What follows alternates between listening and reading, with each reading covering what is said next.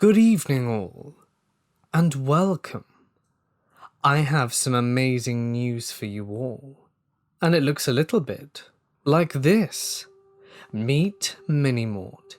He's going to be the host of all your digital horrors, and is just dying to meet you over on Popbase. On the Popbase app, you can play with exclusive content made by me, including quizzes, trivia, games, reaction videos, sneak peeks, behind the scenes. You can win trophies and loads more. Honestly, you're going to have a blast with Mort, and with new horrors waiting for you on a daily, you're going to be busy. And it's not just me there. There's a whole bunch of awesome creators waiting for you to discover and interact with too. So what are you waiting for? Click the link in the description to check it out and pinned comment. But without further ado, it's time to get comfortable and let the darkness take control. I remembered this because as an avid World of Warcraft player, the current game isn't fun for me anymore, and I was thinking back on my past as a gamer. I've never told anyone about this, because I haven't thought of it in many years, and my family is very anti-gaming, so I just kept it to myself. This happened back when I was in junior high. At the time, the first Call of Duty game was all I played on PC, and spent hundreds of hours online. I don't remember if anyone remembers a gaming chat platform called Xfire. It was like Steam, just without selling games. You could add people and see what games they were playing and join them. It wasn't uncommon for people to add each other after a good match. This was many years ago, and I don't remember many details, but I'll do my best. So, I added this person whose Xfire's name I don't remember. While playing Call of Duty together, we spoke many times, and he, or at least I assume it was a he, would ask me questions, like where I lived and what was my name. At the time I was a lonely kid, coming to terms with the fact that I was gay, and just assumed this guy was my age, and I was happy to make a friend. His chats quickly turned creepy. I remember he would get angry at me when I wasn't in the same multiplayer match as him, or when I wasn't responding fast enough. He would call me by my first name, which I had told him earlier on our chats. I don't remember how we started doing this, but he began to roleplay in chat with me. He would type that he was rubbing my leg or kissing my forehead. As a lonely gay kid, I thought I had met someone my age who was interested in me. Let me just say that I was a very stupid kid who was never taught the dangers of online chats. I'm embarrassed even today that I went along with this for as long as I did, which was maybe a few months at most.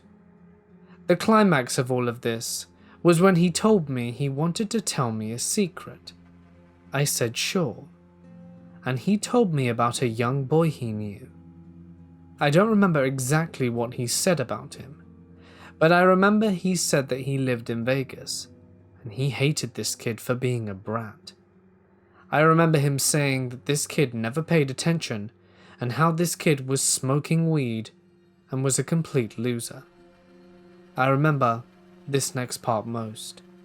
He then sent me a photo of what I assume was the Vegas skyline on a sunny day, with this kid photoshopped 3 times across the skyline. I remember the kid was Caucasian, with a light blue shirt, brown hair, and a black backpack. He looked around the same age as me. I remember being creeped out by this, and when I logged off, I deleted him from my friends list. The next day, I had a request from him, and being a stupid kid, I re-added him, because I was so desperate for any connection. I immediately regretted it when he messaged me that we were over, and he used my name again. Finally, my kid self had enough, and I deleted him for good and blocked him. The picture he sent stayed on my computer until I got a newer one. I do remember clicking on it a few times after this and just feeling creeped out. My family was very anti-gaming, so I knew if I told my mum that she would never let me go online again. So I kept it to myself all these years, and didn't think of it until recently. I just wanted to get this off my chest and share it with someone. Looking back, I can't believe how naive I was and desperate, that I ignored so many red flags just because I wanted a connection. That damn sure wasn't a kid that I was talking to, and I feel sick thinking of who the hell that really was. I have had quite a few crazy stories. I'm not sure what it is, but a lot of crazy stuff has happened to me in the past. But this experience is one that I don't really like to talk about. It's just very unsettling and uncomfortable. But I feel like sharing might do me some good. So let us begin. For starters, if you don't know what Club Penguin is, it's a virtual world where you played as a penguin. You could chat from people all over the world, customize your penguin, change its color, buy its clothes, decorate its house, play games, do missions, and the like. You also even had pets that you could take care of. It was actually a pretty cool game, but definitely not as safe for kids as its advertisements made it out to be. Don't get me wrong, it had chat filters, loads of warnings on the site about not sharing personal info, reporting and blocking options, and all that good safety jazz. And there was, of course, an age limit. Now, all of that being said, I never understand how people develop games like this and think that everything is going to be peachy. Kids aren't stupid. They know how to get around the safety stuff, and more importantly, adults know how to take advantage of it. This is a story about how I was taken advantage of by an adult posing as a child on Club Penguin. Obviously, I was very young when it all happened. I don't remember the exact digits, but I want to say 7 or 8. I had a basic little Club Penguin account with a random name, and I had lots of friends on there because I was a bit of a loner at school, only having about 1 or 2 friends that weren't even in most of my classes. Like most kids, I made up for the lack of socialization online and tried to make friends with anyone I found interesting. Well, one day, I met a black penguin. He had a pretty generic name like Cool Dude with a bunch of numbers after it. He was really interesting though, and he said he was my age and liked a lot of the same things I did.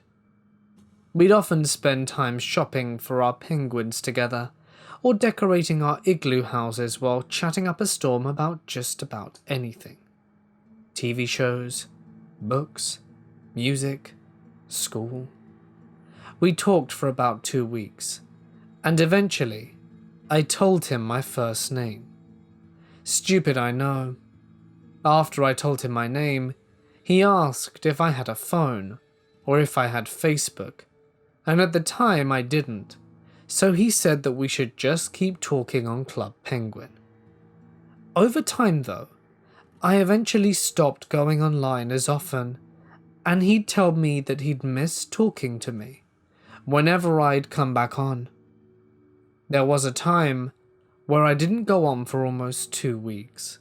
I should mention at the time that being so young I didn't write emails or even check my email, so my parents and my older brother kept track of it for me. One day my brother told me that a guy was emailing me, and he asked me who it was.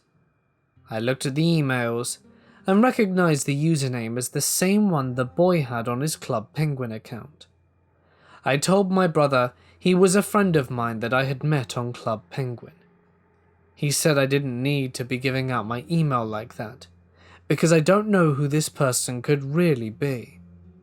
I tried to tell him that I had never given out my email to anyone, but he didn't believe me at the time, and just told me that it was okay but not to do it again, and he blocked the email. I logged on to Club Penguin the next day, and the boy never mentioned the emails, so neither did I. We just hung out and chatted away, like always. Another week went by, and my brother came into my room to check my computer like he always did. But this time was different. My brother told me to leave the room and for some reason to go and get my mum. Later I found out that the boy was not a boy at all, but a man in his mid-30s to 40s. My parents believed he had hacked my Club Penguin account to get my email, so that he could start sending me photos of himself. Photos that he should not be sending to a young child, if you know what I mean.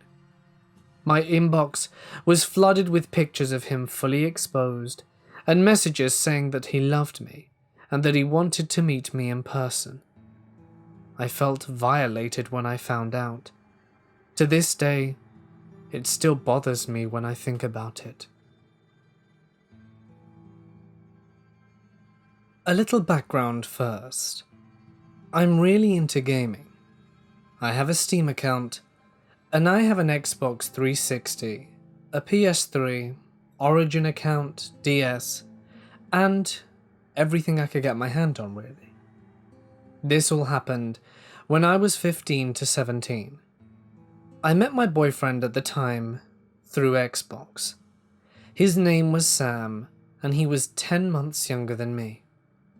We had been together for 8 months, and I was now 16 when we started having some issues. Fairly normal stuff, both stressing about exams and whatnot.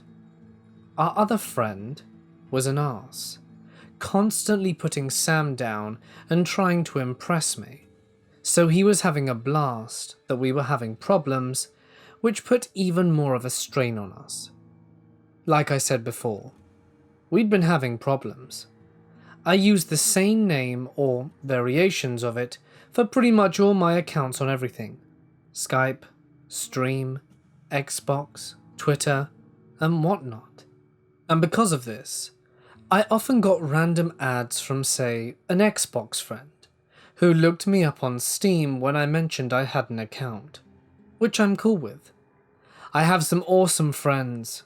Skype, on the other hand, I get random ads from pretty creepy people looking for pics. Because hey, I like the alias Miss Torture, so I refuse to change it.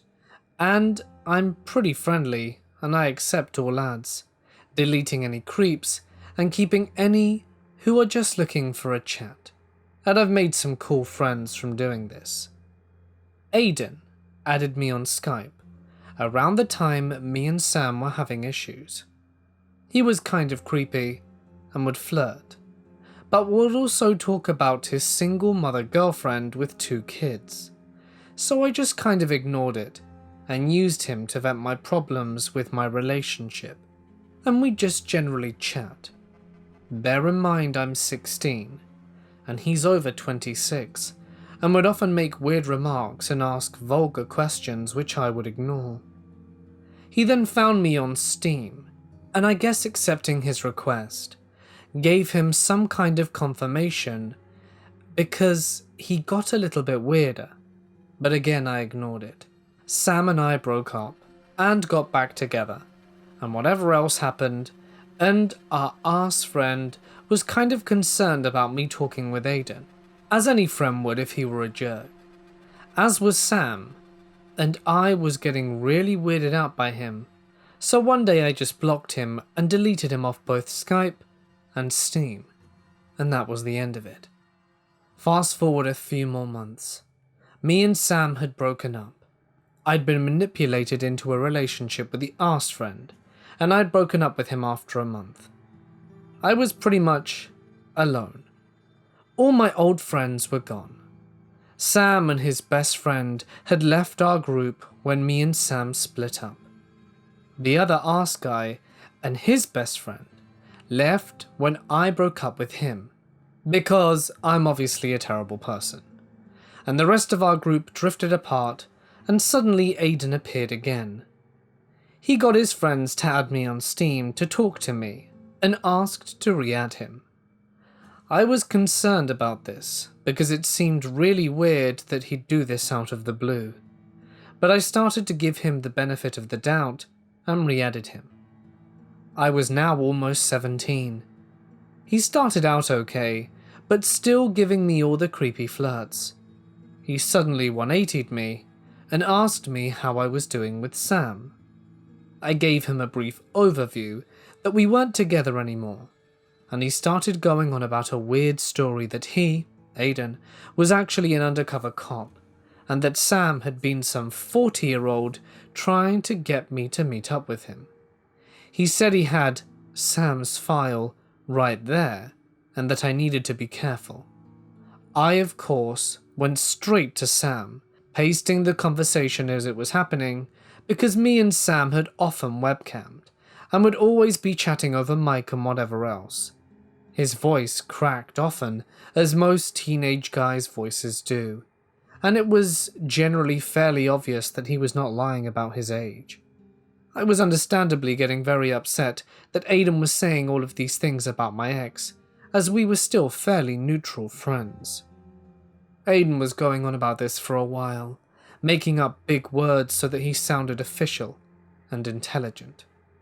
I am in no way dumb, and know these words were completely made up, even going as so far as to Google definitions if I was unsure and coming up blank each time, because it was an invalid word.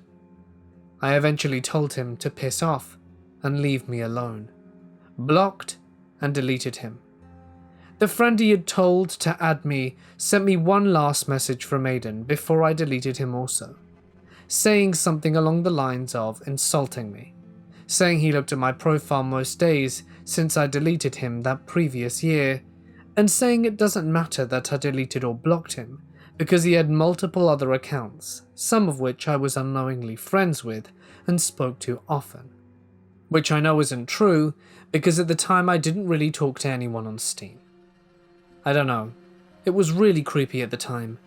The fact I was a minor and he was at least 10 years older was also weird.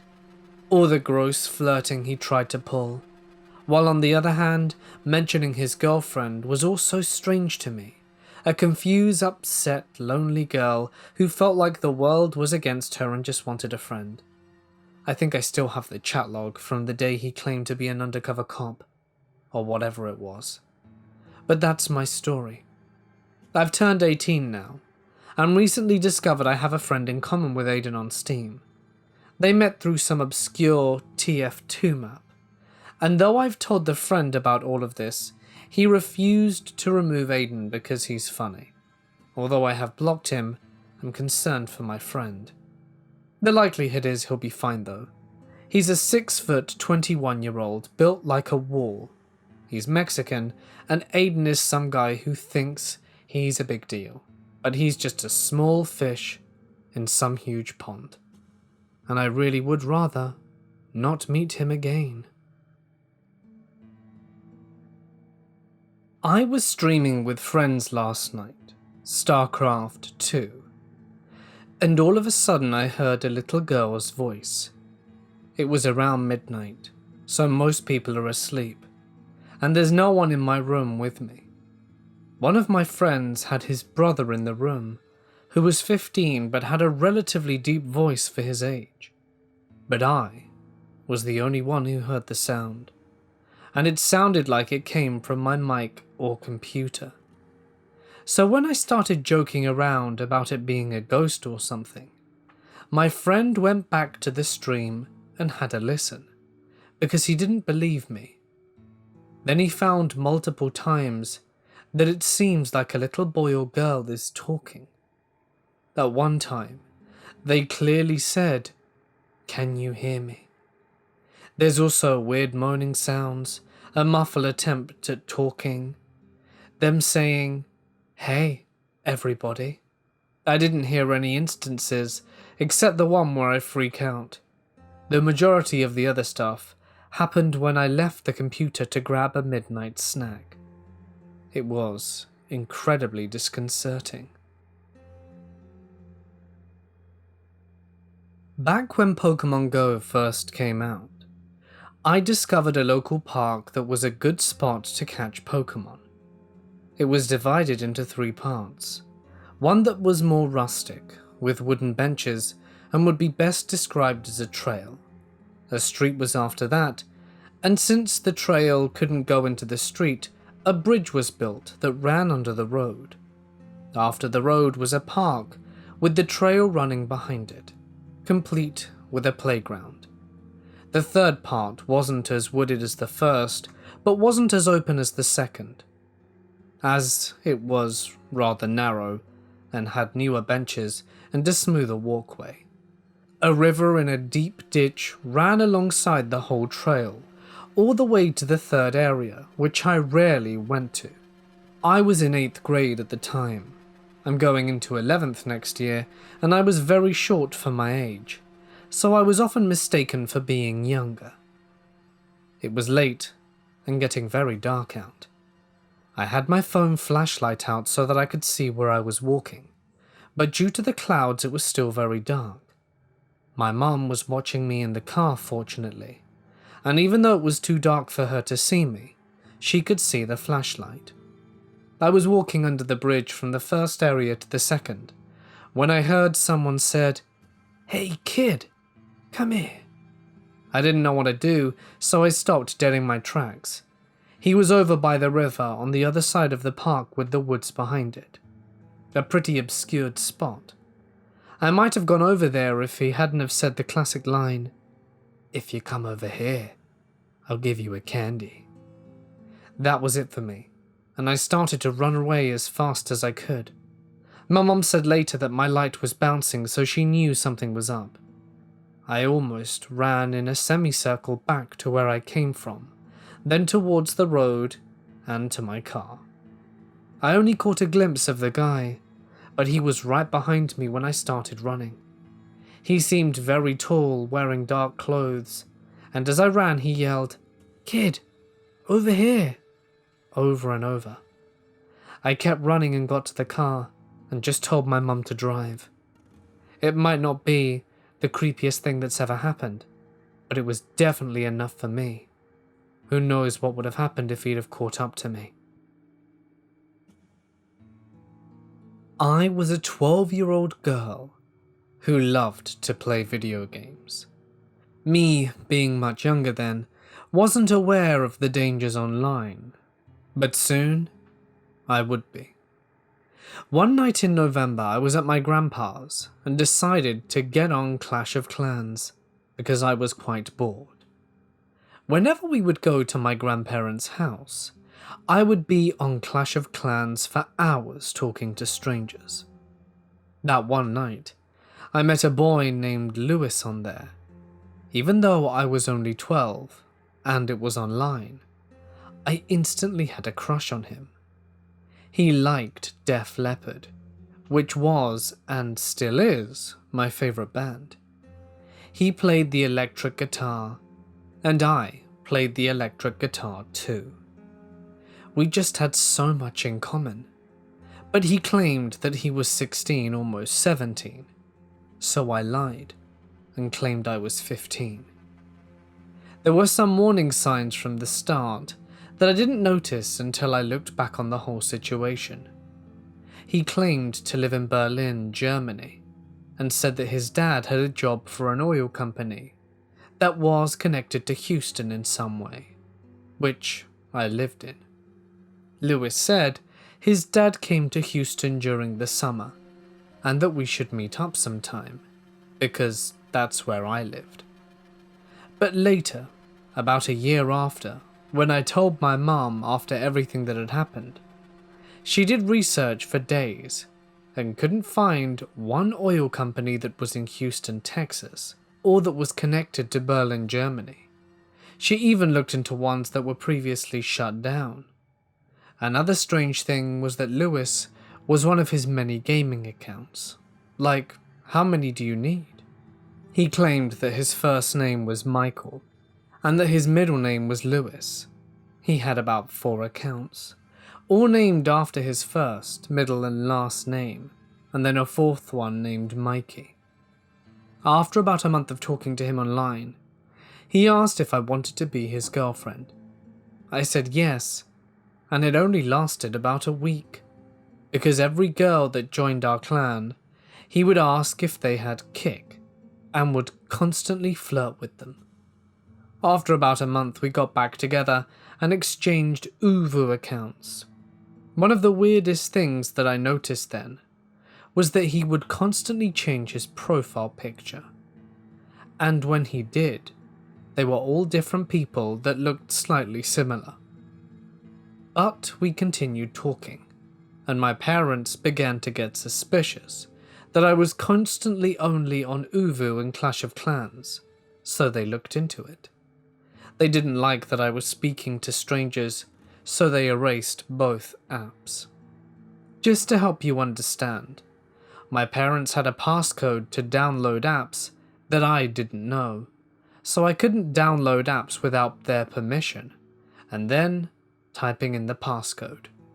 Once they erased both apps, there was no way for me being able to talk to Michael.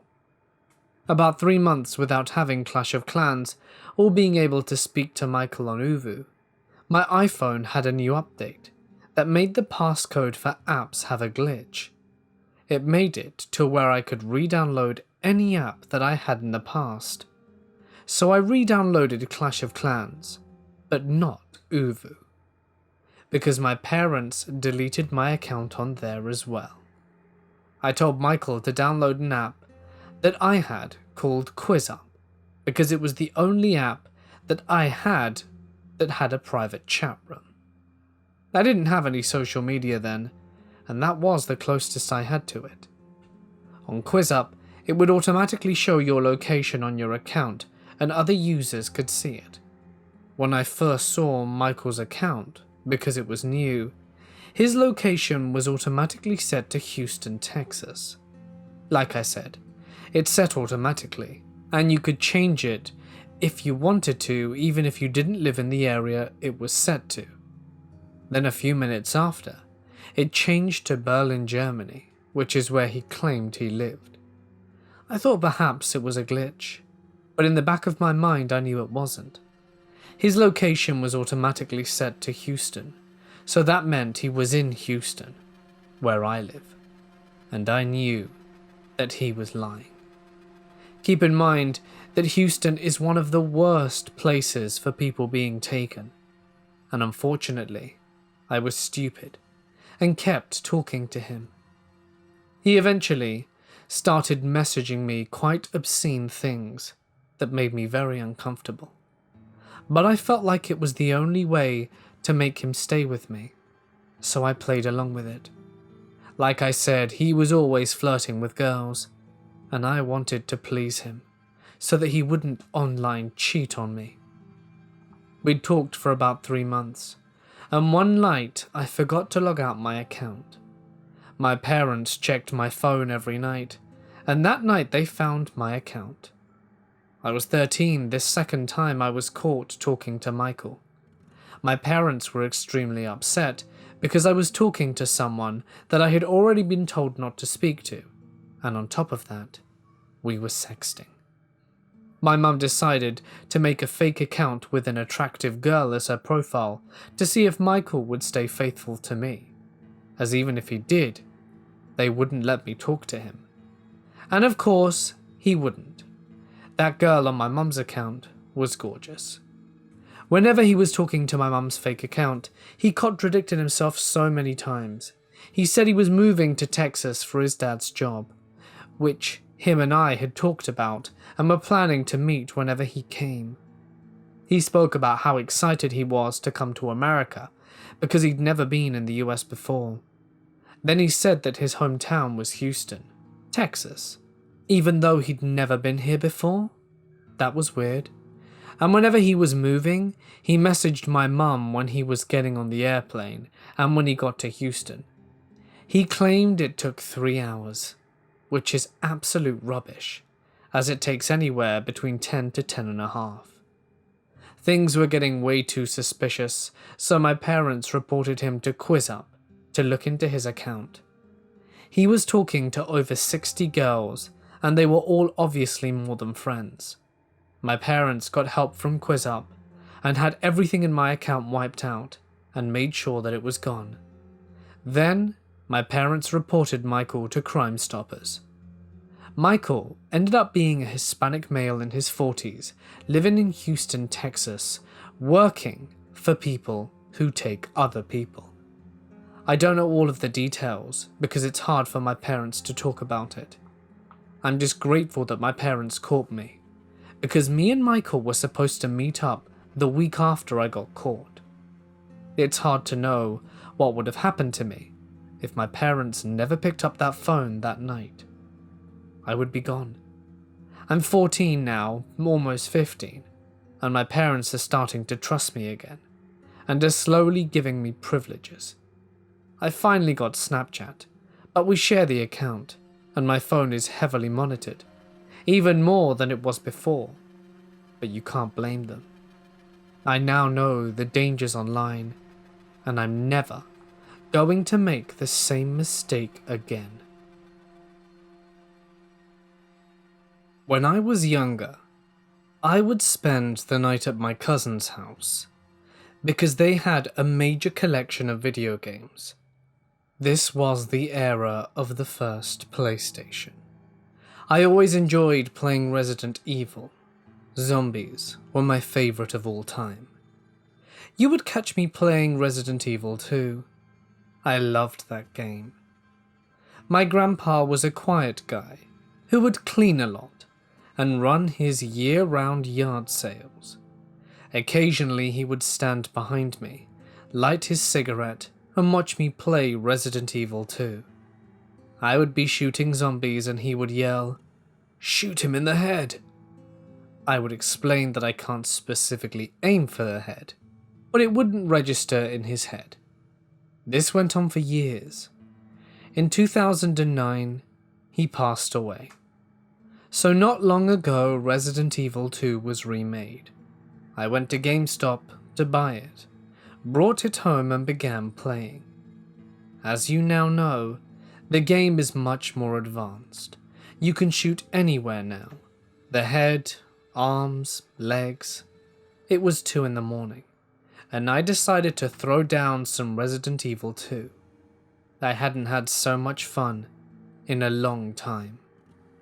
I paused the game, lit up a cigarette while playing with one hand, and I was shooting all over the place. Then I got sad for some reason. It just came over me, and all of a sudden, loud and clear, did I hear the words, "Shoot him in the head."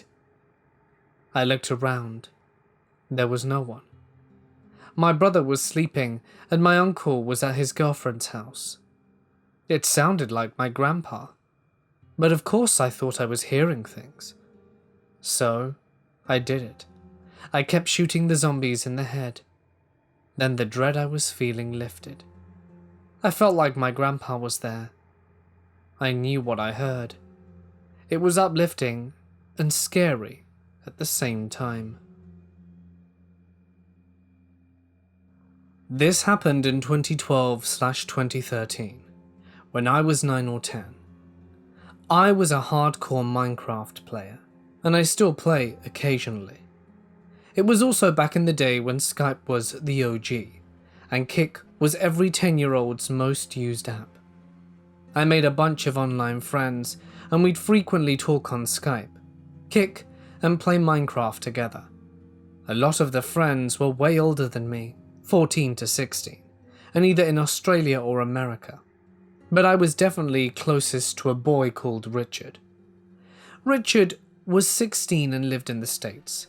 He had a strange obsession with cats and became one of my best friends quickly. We'd have huge Skype groups, play Minecraft together all the time, and talk insanely often. As someone who had recently moved schools and was subject to bullying, I needed any friend I could get, and at the time he was one of the nicest people I knew. I was also really close to a bunch of girls in our group who were very sweet, and I wish I still talked to them.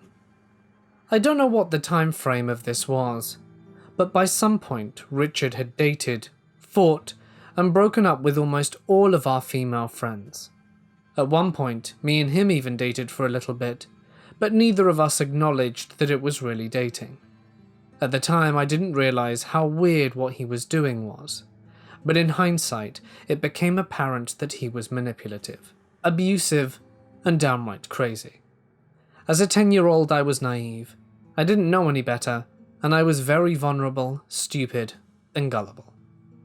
I think that Richard isolated me from the rest of our group once he fell out with all of the girls he dated.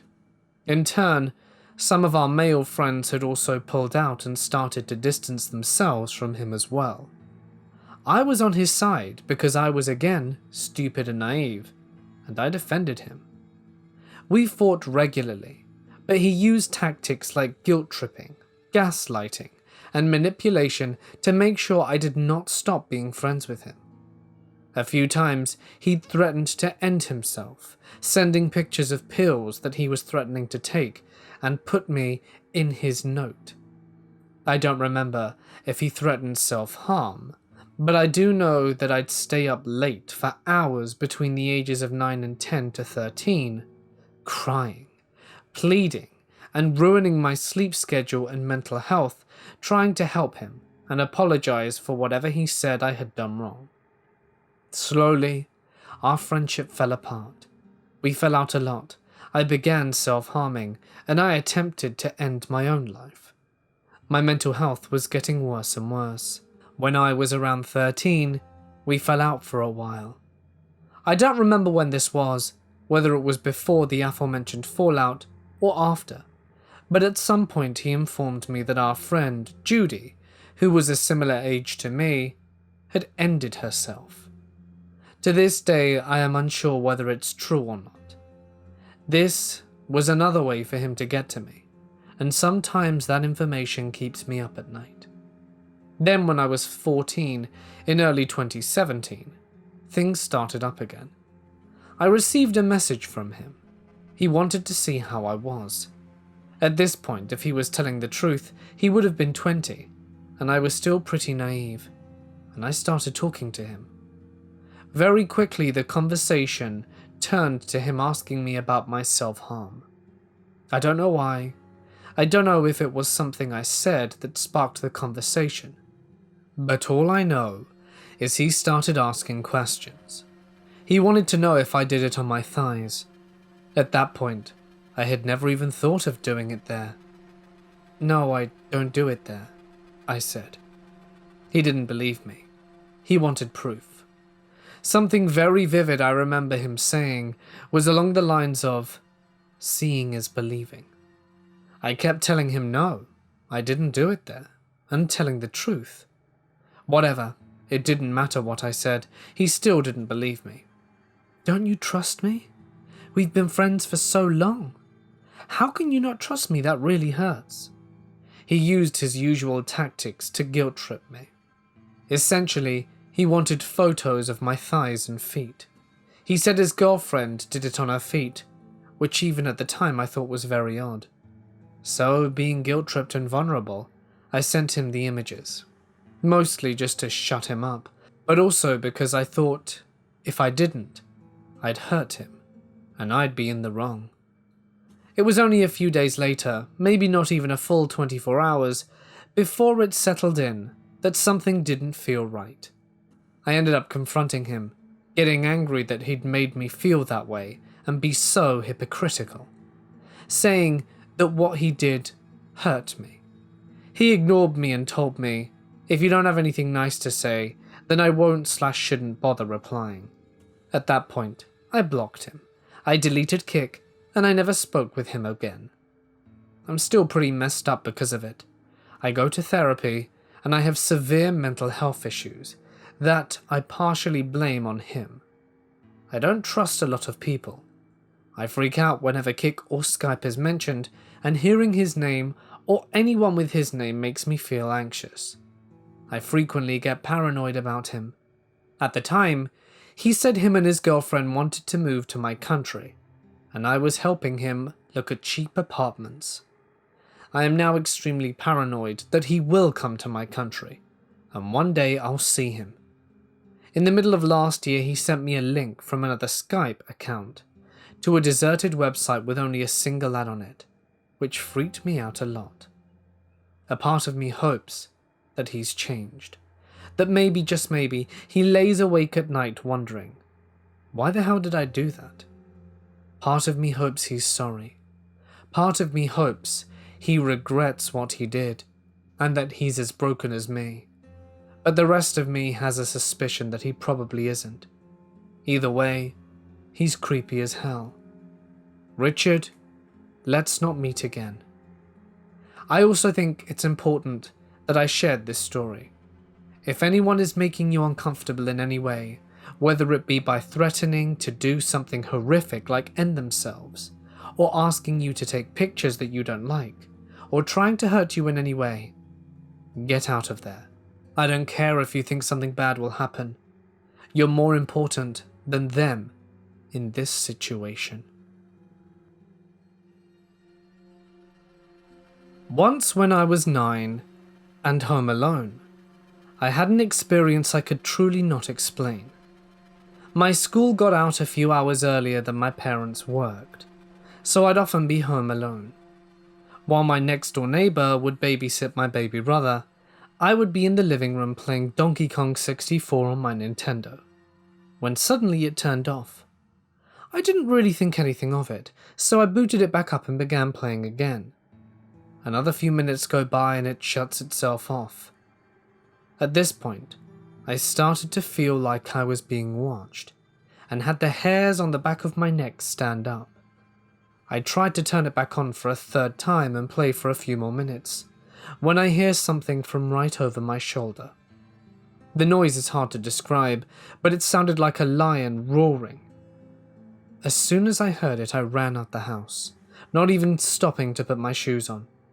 I ran to my neighbor's house and waited there until my parents got home from work. I could never figure out what happened. My mum told me it was probably the washing machine, but the washer was downstairs in the basement, and who was home doing laundry? No one. That's who. Looking back, I remember feeling watched a few times in that house, but nothing ever happened to me again while there. I should also add that I've had the same Nintendo 64 since, and I've never had another issue with it, of it turning itself off by itself in 20 years. In the past couple of years, I have been doing a lot of spiritual energy practices and have discovered a variety of things humans are actually capable of doing. Some of my discoveries were accidental, and some were through intentional experimentation. I play a popular game called Team Fortress 2. In this game there is a character called the Spy, who is a stealth character that hides within your team and ends you with a single knife to the back. The Spy is a very irritating character, and every time that he gets me, I become annoyed and have assigned that annoyed feeling to him. There's sometimes, however, on several occasions, where I would randomly get this feeling out of nowhere. It's a sort of subtle anxiety that just creeps up on me, and for no reason. The strange feeling just starts off weak until it gets stronger and stronger, until I actually get hit by an enemy spy. Now, assuming that I could actually sense a player in a video game was too far-fetched even for me, but lately, that feeling has helped me out on more than one occasion. Now, the feeling doesn't happen all the time, but when it does, I either acknowledge it and turn around to fire spy, or ignore it and get finished off. It's almost like I could sense the intentions of the person playing, as the spy is plotting and planning to get me. When I get this strong feeling and accept it, I turn around to find a spy who's failed to get me. Focusing on the feeling makes me more receptive to it in the future, and the more I ignore it, the less often it happens. Sometimes I get the feeling multiple times, and I'd find the spy behind me each of those times. I really have no way to explain this, but I continue to focus on this feeling as it has been helpful to me on more than just one occasion. Hey guys, it's Mort here, and thank you so much for listening. I thought this video topic would be super appropriate for the launch of my Popbase.